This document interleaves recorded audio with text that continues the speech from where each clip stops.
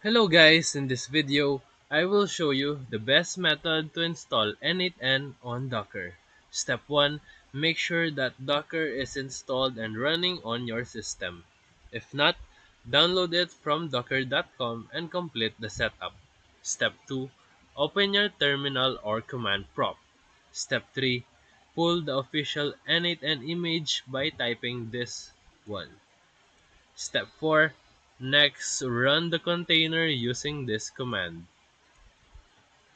This mounts a local folder for persistent data and exposes port 5678. Step 5. Once the container starts, open your browser and go to http localhost 5678 to access the N8N interface.